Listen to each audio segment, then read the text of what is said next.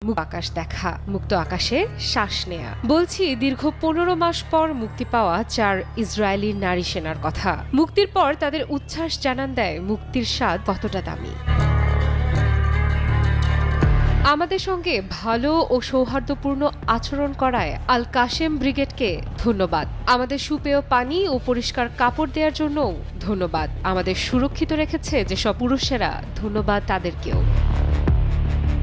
অবশেষে মুক্তি পেয়ে নিজ বাসভূম ইসরায়েলে ফেরার আগে হামাসের আল কাশেম ব্রিগেডকে এভাবেই ধন্যবাদ জানিয়েছেন জিম্মি ইসরায়েলিরা। জিম্মি হওয়া মানেই অত্যাচার, নিপীড়ন আর সবসময় আতঙ্কে থাকা। কিন্তু হামাস যোদ্ধারা ইসরায়েলি জিম্মিদের সুস্বাস্থ্য রক্ষার পাশাপাশি তাদের পরিপাটি রাখার বিষয়েও মনোযোগ দিয়েছে। খাবার থেকে শুরু করে চিকিৎসা, নিজেদের সাধ্য অনুযায়ী সবই করেছে হামাস।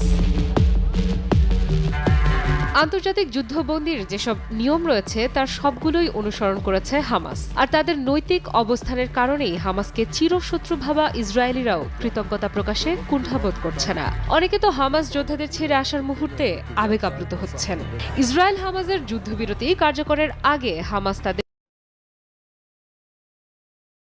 কাউকেই বিষণ্ণ মনে হয়নি। শারীরিক ও মানসিক ক্লান্তি কিংবা আঘাতের চিহ্নও কারো গায়ে ছিল না, বরং তারা প্রফুল্ল চিত্তে হামাসের প্রশংসা করেছেন। বিগত ১৫ মাস ধরেই তারা এই হামাসের কাছে জিম্মি ছিলেন। বিষয়টি ইতোমধ্যে অনেককেই চমকে দিয়েছে।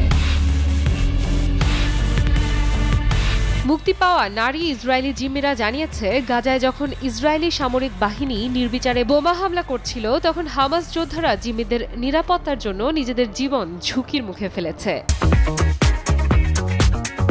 নিজেদের স্বাস্থ্যের কথাও জানান। কোনো অসুস্থতা তাদের মধ্যে নেই, এমনকি মানসিক কোনো সমস্যাও এই ১৫ মাসে তাদের ভোগায়নি।